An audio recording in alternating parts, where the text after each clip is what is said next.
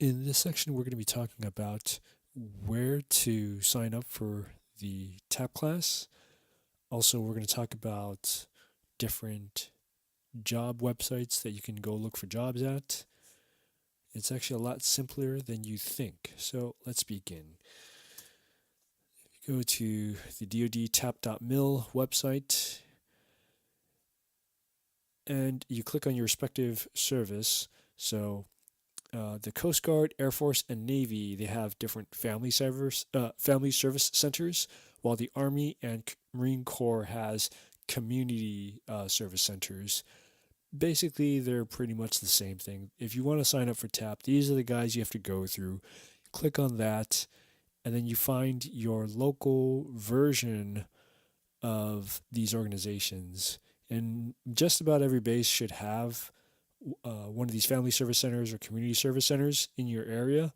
And if they don't, there's probably one that technically is in charge of your base, but they're probably located in another base. So you'd have to talk to them. But these are pretty much the people you will have to talk to in order to sign up for the TAP class.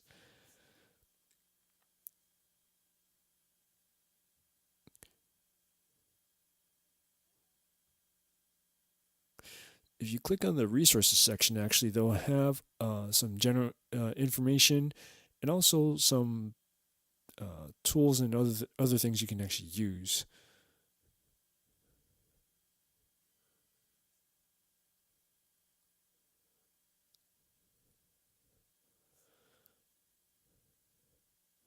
Now, if you go to vets.gov/employment, and then if you click on find a job, this is a good resource to find a job because if you click on search for jobs now, let's say you want to be a computer person. I don't know, maybe you're involved with the computer somehow. Los Angeles, that's not really a big computer hub. Let's go with San Jose.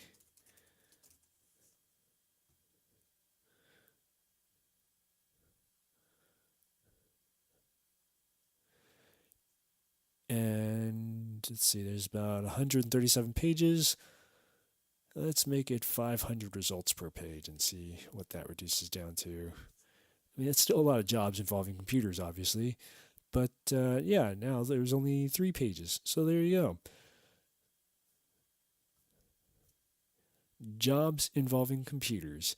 Now, the good thing about this is that it's sourcing it from just this one website, us.jobs. However, it also has other databases that you can search through as well, like America's Job Exchange, Career Builder, and Indeed. These are pretty big ones. There are some other job search websites out there, and we will cover those at a later section. But this is enough for now. But back to the Veterans Find Jobs resource website here. You can also go back and if you want to do that gap analysis, you can use a skills translator. This is going back to the ONET website we had mentioned earlier. You can also click on Resume Builder. This is actually pretty new. Let me see what this is. Create a resume. Does it actually... Oh, yeah, it's very generic. I wouldn't worry about this. It's a start. You can check out some of the other things that are on here, and we're not going to bog you down with too much details. So if you go to the next section, Hire Vets First. So that's basically fedshirevets.gov. That's this website right here. You used to be able to search for federal jobs on here, but basically everything links over to USA Jobs. We'll talk about that in a bit. But this is a very, very good website in that it provides a lot of news and resources on what's going on with veterans getting hired in the federal workforce. There's a lot of initiatives. If you want to learn more specifics about some of the rules behind hiring veterans, this is a really good website. You have to look through it, comb through everything. Let's talk about hiring veterans' preferences, what your leave accrual is. For instance, with the leave accrual, of course, we got this stupid thing. Leave accrual. This right here talks about, what sort of leave you're going to have to take if you're maybe, say, in the reserves versus, if you're in the reserves while you're in the federal service. If that doesn't apply to you, hey, great. Another thing is coming in as a veteran, you actually get like other people will start off with accruing 4 hours of leave for every 2 weeks of work. That's a paycheck period. So with a veteran coming in, normally you get at least 6. So you're off to a better start than most other people.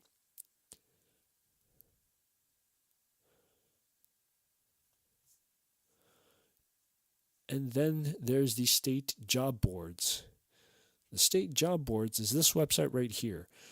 What this is if you click on your respective state, every state will have a job bank, kind of similar to what we saw earlier, except this is designed for every different state. So similar concept, it searches through either different websites or it's that local employers are actually submitting jobs to these websites. So for California, it's caljobs.ca.gov. Now keep in mind, this is only private employers. When it comes to state jobs, county jobs, that's a whole separate matter. We will get into that in a later section, so don't worry about that for now. Now, with these websites, of course, from here, once you find your specific state, and I'm covering California right now just because if you actually look, California actually has the most veterans, number-wise, in all of America, followed by Texas. But yeah, that's Texas. So I'm pretty sure Texans, you guys already know where to look for all that stuff, or at least if you click on Texas, you know what, fine, I'll click on Texas for you guys, all right? How about that? There. Similar concept to CalJobs. It's just, here you go, okay? Just sign up for your sign up for the state that you want to be in, and just go from there and start poking around. Usually when it comes to applying for unemployment benefits, they're probably going to want you to sign up for one of these websites anyways, or the one specific to the state that you're applying for unemployment benefits, and we'll talk about that in a bit. So that is the State Job Board's website. DOL Real Lifelines. For the longest time, this led, there was an old link on here that led to an outdated website, but now it's improved. You actually get led to an article that is dated, or this little thing, it's dated for 2009. And if you're wondering what exactly is Real Lifeline, I'm glad you asked. We can click on that little article, which is dated 2004. And basically, it's a lot of promises to get veterans employed. Yay. Okay, what does that exactly mean? Well, let's not worry about that. Just know that people are out there trying to get you employed. So there's a lot of things that are out there. On this website, however, the dol.gov website, there's a lot of good resources. Once again, unemployment insurance, it's not going to tell you how to apply, but it is some good resources on here. And you'll also learn a lot more in your TAP class as well. They also have links to the Career One Stop, business.usa.gov. That's a first. I've never heard of that. Serve.gov.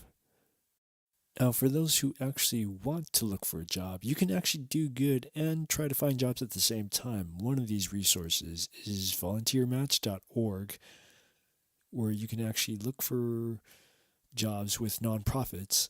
The other one is going to be idealist.org. On top of that, you're going to want to make sure you're dealing with an actual 501c3. I think that's the right code.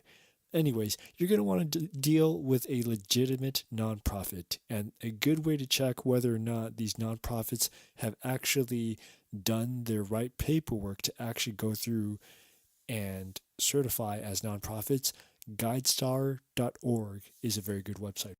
Some of the practical benefits of volunteering is, first of all, you actually get to network with other people. Once they see the quality of your work, they're more likely to try to bring you on with their next gig, and hopefully that'll be a paying gig. Who knows?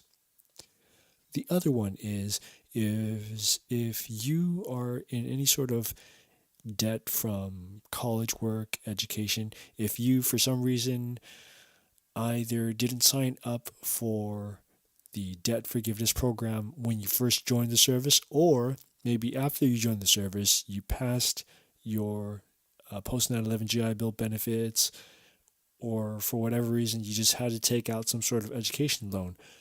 There are opportunities for you to actually get some of those loans canceled just by either having done a certain amount of teaching, working for the federal, state, or even municipal governments, or a qualifying nonprofit.